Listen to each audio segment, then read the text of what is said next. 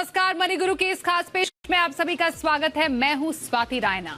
Budget का countdown हो चुका है शुरू और अब बारी है एक्शन की। तो क्या इस साल के बजट में टैक्स के मोर्चे पर मिलेगा बड़ा तोहफा? बजट में बढ़ेगी कमाई और क्या होगी बचत?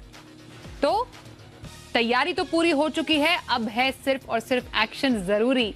इसी पर चर्चा करने वाले हैं दो खास एक्सपर्ट्स हमारे साथ आज शो में शामिल हो चुके हैं। एडरवाइज एएमसी के MD and CEO Radhika Gupta और जानी मानी लेखिका और समीक्षक मोनिका हलन। राधिका और मोनिका, आप दोनों का बहुत स्वागत है हमारे आज के इस खास कार्यक्रम में। और इस बार का बजट भी कई मायनों में बहुत खास है। एक तो उम्मीदें बहुत सारी हैं और चुनावों से पहले का आखिरी फुल टर्म बजट है ये, इसलिए हर किसी के एक्सपेक्टेशंस है, उम्मीदें हैं कि इस बार क्या खास हो सकता है। पॉपुलिस्ट होगा, मतलब लोक लुभावन होगा, या फिर ग्रोथ को बढ़ावा देने वाला बजट होगा? क्योंकि जब लोक लुभावन बजट होता है तो काफी सारी रियायतें आम लोगों को देने की सोचती है सरकार, लेकिन जब ग्रोथ की बात आती है तो थोड़ा बहुत स्ट्रिक्टनेस जरूर होती है और एकदम फोकस और जो अटेंशन होता है वो काफी ज्यादा नैरो डाउन हो जाता है। इसलिए सबसे पहले राधिका, मैं आपसे समझूं तो आज आर्थिक सर्वेक्षण पेश हुआ, जो ग्रोथ है उसका अनुमान कुछ घटाया गया है। अगर हम एक पूरा एक जिस्ट ले इस आर्थिक सर्वेक्षण का, जिसको हम लेखा जोखा कह सकते हैं बजट से पहले का, क्या फील आपको लग रहा है इस बार बजट से पहले क्या हो सकता है? आई थिंक 2-3 थीम्स निकल के आई हैं जो कि पता ही थी। एक तो ग्रोथ का माहौल दुनिया में थोड़ा सा चैलेंजिंग होता जा रहा है, ये तो हमें पता है, हालांकि हिंदुस्तान आगे है। दूसरा अच्छी बात यह है कि इन्फ्लेशन की जो प्रॉब्लम है, ये इकोनॉमिक सर्वे ने भी पॉइंट आउट किया था, इंडिया में काफ़ी हद तक टेपर आउट हो रही है, तो सरकार के पास थोड़ी जगह है। एंड आई थिंक तीसरा जो मैंने इकोनॉमिक सर्वे में देखा, इसके टैक्स कलेक्शंस थोड़ी सी बियॉन्ड एक्सपेक्टेशंस हैं। जीएसटी रेवेन्यूज में एक राइज हो रहा है, तो आई थिंक हर बजट एक बैलेंसिंग एक्ट होता है फिस्कल रिस्पॉन्सिबिलिटी और ग्रोथ के बीच में। लेकिन ऐसा लग रहा है कि देखो, अभी टैक्स कलेक्शंस ऐसी हैं कि हम अपना बजट मैनेज कर सकते हैं अगर हम एक्सपेंडिचर थोड़ा सा एक्सीड करें। तो आई थिंक ये बैकड्रॉप में आपका बजट आगे बढ़ेगा। तो काफी सारी चुनौतियां भी हैं, क्योंकि ना सिर्फ देश के हिसाब से घरेलू बाजार को ध्यान में रखते हुए और अर्थव्यवस्था को देखते हुए मोनिका, पर जो हमने ग्लोबल एक चिंता देखी है कोविड के बाद, स्पेशली एक साइड इफेक्ट भी देख रहे हैं और एक स्लो डाउन का जो खतरा है हम सबके सामने, उसको ध्यान में रखते हुए कई ऐलान इस बार बजट में किए जा सकते हैं वित्त मंत्री द्वारा।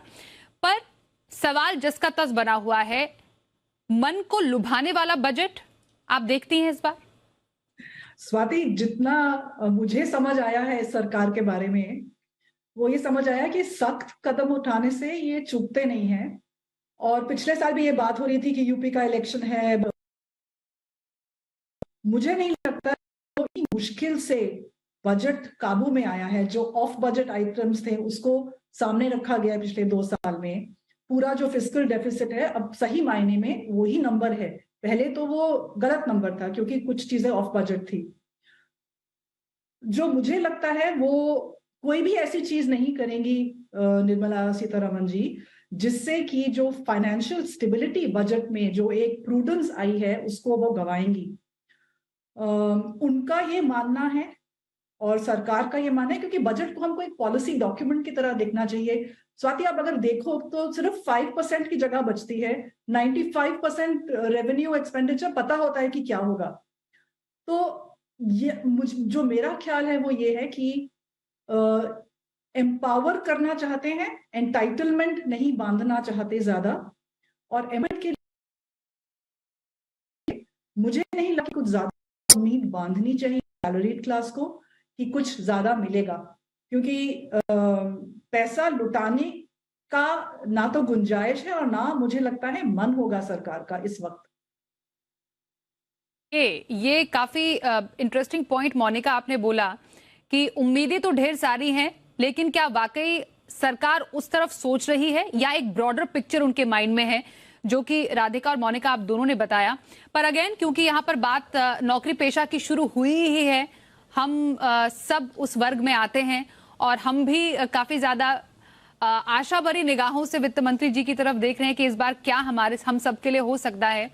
एक बहुत बड़ा जो तबका है एक्सपर्ट्स का, और आप भी शायद माने कि काफी समय से हमने कोई बदलाव नहीं देखा है हमारे इनकम टैक्स स्लैब में। हाँ, एक नया टैक्स स्लैब जरूर इंट्रोड्यूस कर दिया गया राधिका, पर जो एक रियायत होती है कि 2.5 लाख से लिमिट कम से कम बढ़ा तो दी जाए, आपको वो गुंजाइश इस बार लग रही है? क्या ऐसा कुछ ऐलान शायद वित्त मंत्री करें? उनके पास ऐसा स्कोप है? तो मैं थोड़ा सा पहले मोनिका की बात को बढ़ाना चाहूंगी, फिर मैं इसका जवाब दूंगी। आई थिंक हम लोग बजट से बहुत ज़्यादा उम्मीदें करते हैं कि हर साल कुछ नया होगा। मैं भी ये मानती हूँ कि ये जो सरकार है, लोगों को लगता है कि चुनाव से पहले एक बहुत पॉपुलिस्ट बजट होगा। एक्चुअली 2018 में भी इस सरकार का बजट कोई खास पॉपुलिस्ट नहीं था। बजट मुझे लगता है पिछले सालों का एक कंटिन्यूएशन होगा। एक रोड मैप है ग्रोथ का, रिफॉर्म्स का, पीएलआई का, आत्मनिर्भर भारत का। एक फोकस है कि शॉर्ट टर्मिज्म को, जैसे मोनिका ने कहा है, छोड़ के, जिसे हम रेवेन्यू एक्सपेंडिचर कहते हैं, लंबे समय का एक्सपेंडिचर, कैपिटल एक्सपेंडिचर की ओर हम फोकस करें। और ये हमने पिछले 2-3 बजट्स में देखा है, और मैं चाहूंगी कि ये बजट इसका कंटिन्यूएशन हो। जहां तक टैक्स की बात है, आपने एक बात का जिक्र किया था कि कोई बदलाव नहीं हुआ है टैक्स स्ट्रक्चर में। मेरे हिसाब से बदलाव ज़्यादा फ्रीक्वेंट होने नहीं चाहिए, चाहे डायरेक्ट टैक्सेस हो चाहे इनडायरेक्ट टैक्सेस हो। कैपिटल मार्केट टैक्सेस में तो बिल्कुल नहीं, क्योंकि एक टैक्स रेजिम आती है, उसको इम्प्लीमेंट करने के लिए, उसको कंप्लायंट होने के लिए एक स्टेबिलिटी बहुत ज़रूरी नहीं है। तो ये हम बार बार सोचे कि एक टैक्स रेजिम में बदलाव आएगा, एलटीसीजी में कुछ आएगा। मैं तो हर बार उम्मीद करती हूँ कि ज़्यादा बदलाव ना आए। Of course as salaried people we always want a tax break, who doesn't like a tax break. लेकिन आई थिंक इस सरकार का एक agenda long term capital expenditure पे है, एक अमृतकाल भारत, वहां तो हमें भी थोड़ा लॉन्ग टर्म सोचना चाहिए और शॉर्ट टर्म उम्मीदें इस बजट से कम होनी चाहिए ना देखकर। एक दूरदर्शी जो पूरा फोकस है वो सरकार लेकर चल रही है, और उम्मीद वो कर रही है कि ग्रोथ पर ज्यादा फोकस हो। राधिका का ये मानना है, क्योंकि मोनिका, राधिका ये मान रही है कि हो सकता है कि बहुत ज्यादा कुछ हम शायद टैक्स के मोर्चे पर बदलाव ना देखें। मैं इनफैक्ट ये समझना चाह रही कि 2020 में एक नया टैक्स स्ट्रक्चर आया। वैसे आपसे कई बार आप दोनों से ही सवाल पूछा गया होगा कि इसको इतना ज्यादा अट्रैक्टिव सरकार क्यों नहीं बनाने की कोशिश करे, क्योंकि जितना रिस्पांस मिलना शायद चाहिए था उतना नहीं मिला। क्योंकि जो बेसिक बचत होती है, जो नौकरी पेशा चाहता है कि उसको एचआरए की बचत मिले या बाकी तमाम एटीसी के बेनिफिट्स मिले, बहुत सारे जो मौजूदा टैक्स स्लैब में बचत है वो नए टैक्स स्लैब में नहीं है। तो कोई क्यों जाए किसी नए टैक्स स्लैब में? तो नए टैक्स सिस्टम को क्या और अट्रैक्टिव अभी बनाने की जरूरत है? समय आ गया है कि सरकार इसके बारे में सोचे इस बार के बजट में। आपने बिल्कुल ठीक पकड़ा है स्वाति, क्योंकि ये एक जगह है जहां पे हो सकता है अगर सरकार के पास थोड़ी फिस्कल स्पेस हो, जो कि टैक्स बॉयंसी, जो डायरेक्ट टैक्स के रेवेन्यूज कलेक्शन है वो अच्छा हुआ है, तो अगर थोड़ी सी भी जगह होगी तो मेरे हिसाब से वो चाहेंगे कि थोड़ी पैरिटी लाएं। अगर आप हाईएस्ट मार्जिनल टैक्स देखें जो कॉर्पोरेट सेक्टर को मिला था 2019 में, तो उनका जो हाईएस्ट सरचार्ज मिला के टैक्स बनता है वो 25.17 बनता है, और जो इंडिविजुअल्स हैं उनका सरचार्ज 37% हो जाता है, वो टैक्स रेट को ले जाता है 42.7। तो जो इसमें अंतर है दोनों टैक्स रेट्स में, जो हाईएस्ट मार्जिनल है कंपनीज के लिए न्यू टैक्स सिस्टम में, और जो प्राइवेट जो इंडिविजुअल्स के लिए है, उसमें ऑलमोस्ट डबल का फर्क आ रहा है। तो जब तक ये वाला रेट कम नहीं होगा, और फिर स्वाति फिर ये ना पॉलिटिकल इकोनॉमिक क्वेश्चन बन जाता है कि ये सूट बूट की सरकार है, देखो अमीरों को टैक्स की इन्होंने रियायत कर दी है। तो ये उनको ये पॉलिटिकल क्वेश्चन होगा कि वो ये स्टेप ले पाएंगे कि नहीं। पर मेरे हिसाब से अगर जगह है तो इन दोनों रेट्स को पास में लाने की है, कि इंडिविजुअल्स इतना ऊपर हाई टैक्स क्यों दें जब कॉर्पोरेट सेक्टर का टैक्स 25.17 का बैठता है न्यू टैक्स सिस्टम में। स्वाति, हम इनफैक्ट इसी पॉइंट पर आपसे भी राय लेना चाहती हूँ। एक जो हम कहते हैं ना कि पैरिटी शायद नहीं है पूरे टैक्स स्ट्रक्चर में भी, जो मोनिका ने पॉइंट बोला, उससे आप कितना ज्यादा अग्री करती हैं? मैं सहमत हूँ, एक पैरिटी होनी चाहिए। और एक जो न्यू स्ट्रक्चर आपने 2020 में इंट्रोड्यूस किया है, वही मेरा कहना है कि आप स्ट्रक्चर इंट्रोड्यूस करते हैं, लेकिन किसी भी स्ट्रक्चर की सक्सेस उसके पार्टिसिपेशन से होती है। तो आपने अब एक स्ट्रक्चर इंट्रोड्यूस किया है, आपका काम है उसे अट्रैक्टिव बनाना, जिससे कि लोग उस स्ट्रक्चर की तरफ आए। जनरली जहाँ तक टैक्सेशन का मामला है, मुझे लगता है अभी भी हमारा टैक्स स्ट्रक्चर, मैं मार्केट की तरफ भी देखूं क्योंकि हम मार्केट पार्टिसिपेंट्स हैं, आपका डेट के लिए 3 साल है, इक्विटी के लिए 1 साल है, कहीं इंडेक्सेशन है कहीं नहीं है, म्यूचुअल फंड के लिए एक अलग स्ट्रक्चर है, इंश्योरेंस के लिए एक अलग स्ट्रक्चर है। जनरली एक सिंप्लीफाइड टैक्स स्ट्रक्चर जहां अलग अलग एसेट क्लासेस को सिंपल तरीके से टैक्स करा जाए, जहां सारे जो डोमेस्टिक इन्वेस्टमेंट इंस्ट्रूमेंट्स हैं उनको पार पे लाया जाए, इसकी तो बहुत सालों से मांग है और मेरे हिसाब से बहुत ज़रूरत है। On a different note, by the way, आपके इकोनॉमिक सर्वे ने भी ये मेंशन किया है कि पिछले साल डोमेस्टिक कैपिटल ने मार्केट को बहुत सहायता दी है, जिसमें कि हमारी भी इंडस्ट्री, म्यूचुअल फंड इंडस्ट्री, एक बहुत बड़ा हिस्सा है। तो ये सारे स्ट्रक्चर्स को पैरिटी पे लाके आई थिंक आप कंज्यूमर के लिए लाइफ बहुत साधारण कर देंगे। बिल्कुल। पर ओवरऑल मोनिका, जब एक आम आदमी, जिसको हम कहते हैं कॉमन मैन, हम जैसे लोग जो हैं, वो जब बजट देख रहे हैं, कॉर्पोरेट इंडिया हो गया, तमाम जो स्टेक होल्डर्स है, हर किसी को कोई ना कोई डेफिनेटली चाह है बजट से, लेकिन जो एक नौकरी पेशा है, जो एक मध्यम वर्ग है, जो सबसे ज्यादा कंट्रीब्यूट करता है, हम वो टैक्स पेयर्स, तो सबसे ज्यादा उन्हीं को हम यहाँ पर मानते हैं और सबसे ज्यादा मार उन्हीं पर पड़ती है किसी भी डिसीजन की। जब सवाल आता है कि बजट से बचत कैसे बढ़ सकती है, क्या कमाई और बढ़ेगी बजट से, इसका जो एक फॉर्मूला है, आपको लगता है कि पिछले काफी समय से हमने नहीं देखा है बजट में ऐसा कोई ऐलान हुआ हो जिससे बचत का रास्ता निकल पाए? ऐसा कोई डिसीजन जो कि बचत का रास्ता निकाल पाए, आपकी नजर में लिया जा सकता है?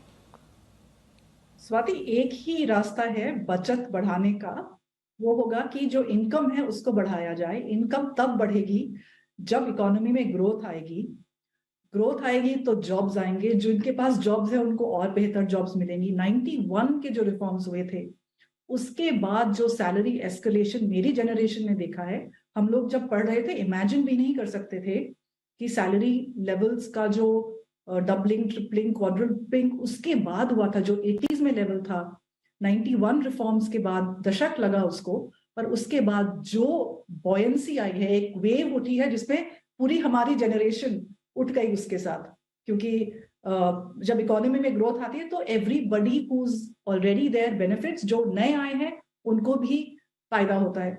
मेरा सिर्फ ये कहना है कि थोड़ा संयम और 1-2 साल और, क्योंकि इस पिछले कुछ सालों में जो हार्ड रिफॉर्म्स हुए हैं, जो एक तरह से क्या कहें, एक पूरा गेम प्लान बना के चली है ये सरकार, उसके जो इफेक्ट्स हैं वो अब आने शुरू होंगे। आप आज IMF का ग्रोथ फोरकास्ट देख लीजिए, 6.8 है इस साल का, 6.1 थोड़ा गिरता है अगले साल, और फिर 25 में वापस 6.8। ये रियल है। नॉमिनल पे तो हम 11-12 इन्फ्लेशन जोड़ के इतने पहुंच जाते हैं। तो सेविंग्स बढ़ाने का सिर्फ एक ही जरिया हमारे पास रहेगा कि ये ग्रोथ बजट हो, ग्रोथ से जॉब्स आए और सबकी इनकम्स बढ़े। फिर कितनी उसकी बचत करते हैं वो आपके ऊपर है। टैक्स ब्रेक पे ना जाए, आपका 1.5 लाख का टैक्स ब्रेक से कुछ नहीं होता है आजकल, आपकी सेविंग्स बहुत ज्यादा है उससे। तो सिर्फ टैक्स वाली बचत के ऊपर ना जाए, ओवरऑल जो सेविंग्स है उसकी पाए बढ़ेगी जब ग्रोथ आएगी, सॉरी, मार्केट में। बिल्कुल, तो ग्रोथ से ही बचत का रास्ता रहेगा। ये एक ब्रॉडर पर्सपेक्टिव है जो इस वक्त जिसको देखने की बेहद जरूरत है, सख्त जरूरत है। और वैसे भी हम तो कह ही रहे हैं, शाइनिंग इंडिया जो इस बार का बजट है वो डेफिनेटली, अभी जो पूरी दुनिया में मंदी की आहट है उसमें भारत एक इकलौता उभरता सितारा है जो कि काफी संभल कर चल रहा है। उसके तमाम जो डिसीजंस है उसकी तरफ ही इशारा करते हैं। तो कर रहे हैं आज हम बजट के काउंटडाउन से पहले खास चर्चा। हमारे साथ राधिका गुप्ता है, MD & CEO एडलवाइस AMC, और साथ ही जानी मानी लेखिका और समीक्षक मोनिका हलन से बात कर रहे हैं। राधिका, कौन से सेक्टर्स पर अभी, क्योंकि अगर हम निवेशक के ध्यान से समझें जो कि अब आने वाले टाइम में एक अपनी दशा और दिशा तय करेंगे निवेश की, कहां पर एक निवेशक को फोकस करना चाहिए, क्योंकि जहां पर सरकार अभी फोकस करने वाले जिन सेक्टर्स पर वहां पर एक स्पेशल फोकस इन्वेस्टर्स का भी रहना चाहिए, और वो कौन से सेक्टर्स हो सकते हैं? देखिए, तो मैं सेक्टर्स का ज़रूर जवाब दूंगी। आई डू थिंक तो कि एक, जैसे कहते हैं ना कि एक rising tide lifts all both, तो जब इकोनॉमिक ग्रोथ होती है खासकर इंडिया के एवोल्यूशन के पॉइंट में, तो वो सब क्षेत्रों में होती है, तो हर सेक्टर जो डाइवर्सिफाइड फंड होता है वो बेनिफिट करता है। अब अगर हम देखें तो हमारा व्यू ये है कि ये जो डेकेड हिंदुस्तान की ग्रोथ का रहेगा, ये एक ऐसा डेकेड है जहां आपको प्राइवेट सेक्टर कैपेक्स में एक रिवाइवल मिलेगा। आत्मनिर्भर भारत की जो बात हो रही है, इंडिया को एक मैन्युफैक्चरिंग जायंट को बनाने की बात हो रही है, वहां आपको बेनिफिट होंगे। रिफॉर्म्स के जो फोकस सेक्टर्स हैं, जैसे पीएलआई आया, वो आपके सेल फोन्स में, ऐसे सेक्टर्स में उसने बेनिफिट लाया। पीएलआई को होपफुली एक्सटेंड करा जाएगा और क्षेत्रों में। तो जो डोमेस्टिकली इंक्लाइंड सेक्टर्स हैं जो प्राइवेट सेक्टर कैपेक्स से बेनिफिट करेंगे, जैसे कि इंडस्ट्रियल्स है, वहाँ हमें लगता है ये डेकेड में एक बहुत बड़ा फायदा आएगा। इंडिजनाइजेशन ऑफ डिफेंस, ये जो सारे क्षेत्र हैं इंडिया फोकस, डोमेस्टिक फोकस। और दूसरा सेक्टर जो हमें लगता है वो है फाइनेंशियल्स, खासकर की लेंडर्स, क्योंकि आपको इंडिया में एक क्रेडिट ग्रोथ का रिवाइवल दिख रहा है, तो लेंडिंग कंपनीज को यहाँ के बेनिफिट्स होंगे। और जिन सेक्टर्स पे हमारा थोड़ा, मैं कहूँगी, नेगेटिव बायस रहेगा, वो थोड़े वो हैं जो एक्सपोर्ट ओरिएंटेड हैं, क्योंकि ग्लोबली आपको ग्रोथ के अभी भी चैलेंजेस वहाँ बरकरार हैं। सेक्टर्स पर अपना व्यू रखा राधिका ने। एक जिक्र क्योंकि राधिका ने किया था पैरिटी, जब टैक्स की हम बात कर रहे थे मोनिका, एक व्यू आपसे भी मुझे लेना था। जो कैपिटल गेन टैक्स में अभी अलग अलग एसेट क्लास पे अलग नियम है, उसमें भी जो एक्सपर्ट्स हैं या निवेशक इनफैक्ट ज्यादा मान रहे हैं कि बहुत ज्यादा कंफ्यूजन है। जैसे राधिका ने भी बताया कि अलग एसेट क्लास पे अलग नियम बहुत ज्यादा कंफ्यूजन पैदा करते हैं, वहां पर सुधार की गुंजाइश है? बिल्कुल जाहिर सी बात है कि बहुत ज्यादा सुधार की जरूरत है, क्योंकि टैक्स के जो नियम होते हैं वो किसी तरह लोगों को इंसेंटिवाइज भी करते हैं, नज भी करते हैं। तो अगर आप देखो, इक्विटी लॉन्ग टर्म होती है 1 साल में, रियल एस्टेट 2 साल में, डेट प्रोडक्ट्स 3 साल में। इक्विटी का जो long term capital gains tax है वो 10% है, बाकी दोनों का 20% विद इंडेक्सेशन है। और तो एक तो ये इसमें बहुत जरूरी है इसको सोच के कि आप कितना लॉन्ग टर्म होना चाहिए, हर एसेट क्लास के लिए अलग होना चाहिए या एक सा होना चाहिए। ये तो पॉलिसी की थॉट है कि आप क्या चाहते हैं, कहाँ पे निवेशक अपना पैसा डालें। और दूसरी चीज ये है कि एक और जो रूल है, जो जो आपका रीबैलेंसिंग होता है पोर्टफोलियो का, जैसे रियल एस्टेट है, आपने एक बेचा, उसका जो प्रॉफिट आया उसको आप या तो बॉन्ड्स में डाल सकते हैं या दूसरी प्रॉपर्टी खरीदते हैं, तो आपका प्रॉफिट का पे आपको टैक्स नहीं देना पड़ता है। यही सुविधा डेट और इक्विटी में को भी देनी चाहिए। अगर मेरा इक्विटी फंड है और मैं सिर्फ एक फंड से दूसरे फंड में डाल रही हूँ इक्विटी में ही, तो मुझे टैक्स क्यों देना पड़े? तो ये जो फाइनल डिटेल्स हैं टैक्स लॉज की कैपिटल एसेट्स के ऊपर, कैपिटल गेन्स के ऊपर, उनको ये भी सोचना चाहिए कि आप at least with in the same asset class तो रूल्स को सेम रखो। अगर आप रियल एस्टेट को दिया हुआ है ये बेनिफिट, तो बाकी 2-3 एसेट क्लासेस को भी दीजिए। तो मुझे लगता है इस पे बहुत जरूरी है पॉलिसी थॉट होना, और एक इंडिविजुअल की तरह से सोचना चाहिए। वो 30,000 फुट की ऊंचाई से जो इकोनॉमिस्ट सोचते हैं वो शायद उन कमरों में ठीक रहता है, पर जो निवेशक है उसके बारे में सोच के फिर ये वाले डिसीजंस लेने चाहिए। क्योंकि मैं क्यों टैक्स दूं अगर मैं सिर्फ एक फंड से दूसरे फंड में डाल रही हूँ पैसा, क्योंकि रियल एस्टेट में मुझे वो टैक्स नहीं लगता अगर मैं उसको वापस उसी एसेट क्लास में डाल देती हूँ। क्योंकि राधिका आपने बात की थी कि आत्मनिर्भर हम भारत की बात कर रहे हैं, हम शाइनिंग इंडिया कह रहे हैं, ये हमारी थीम है बजट की, और आने वाले कई सालों सिर्फ मतलब एक शॉर्ट नजरिया ना रखे, एक लंबी दीर्घ नजरिया रखना चाहिए ग्रोथ का। उसमें एक इन्वेस्टर के नजरिए से, उनके पोर्टफोलियो बिल्डिंग के पर्पस से, अभी लॉन्ग टर्म पोर्टफोलियो में अभी आने वाले सालों में जो हम जिस तरीके से पाथ क्रिएट हो रहा है ग्रोथ का, आपको लगता है कि पोर्टफोलियो में कुछ खास बातों का ध्यान में रखते हुए एक निवेशक को फैसले लेने चाहिए अभी? देखिए, मेरा मानना स्वाति है कि पोर्टफोलियो ना बहुत साधारण होना चाहिए। हम खुद को बहुत खुशकिस्मत हमें मानना चाहिए कि हम हिंदुस्तान जैसे देश में हैं, जहाँ की जैसे हमने बात की, आपकी जीडीपी ग्रोथ 6 से 7% होगी, रियल नॉमिनल 11 से 12% होगी। तो आप इक्विटी में निवेश करेंगे तो आपको इक्विटी मार्केट से, लार्ज कैप कंपनी से, मिड कैप कंपनी से, अपने इक्विटी म्यूचुअल फंड से ही 11-12% की वेल्थ क्रिएशन अपॉर्चुनिटी मिलेगी। दूसरी बात यह है कि इक्विटी से आपको मिलेगी, लेकिन इक्विटी में बरकरार रहने के लिए आपको मार्केट के उतार चढ़ाव को टॉलरेट करना पड़ेगा। उसके लिए आपके पोर्टफोलियो में एसेट एलोकेशन होनी चाहिए। तो हर निवेशक के मेरे हिसाब से पोर्टफोलियो में इक्विटी एक बहुत मीनिंगफुल हिस्सा होना चाहिए, लेकिन डेट जैसा एक एसेट क्लास होना चाहिए जो आपको बुरे वक्त में टिका रहे, ड्रॉडाउन आपका कंट्रोल करे, जिससे कि आप लंबे समय में इक्विटी में निवेश करके अच्छा करें। फाइनली जो हिंदुस्तान की टॉप 250 से 500 कंपनी है, उसमें आपको बहुत वेल्थ क्रिएटर्स दिखेंगे। इक्विटी मार्केट ने वेल्थ क्रिएट किया है, आगे भी जाके करेगा। तो बहुत सरल स्ट्रैटेजी निवेशकों की होनी चाहिए कि इंडियन इक्विटीज पे भरोसा रखें, लंबे समय तक निवेश करें और एसेट एलोकेशन अपना बरकरार रखें, जिससे कि वो बुरे वक्त को भी काट लें। बिल्कुल, तो छोटा नहीं, बजट पर एक बड़ा नजरिया इस बार हम देख सकते हैं। सरकार की तरफ से ग्रोथ पर फोकस और आपके पोर्टफोलियो के लिहाज से, निवेश के लिहाज से एक लंबी अवधि और खासतौर पर एसेट एलोकेशन को ध्यान में रखते हुए प्लानिंग करना बेहद जरूरी। राधिका गुप्ता और मोनिका हलन, आप दोनों का बहुत धन्यवाद हमारे साथ आज के इस खास कार्यक्रम में चर्चा करने के लिए।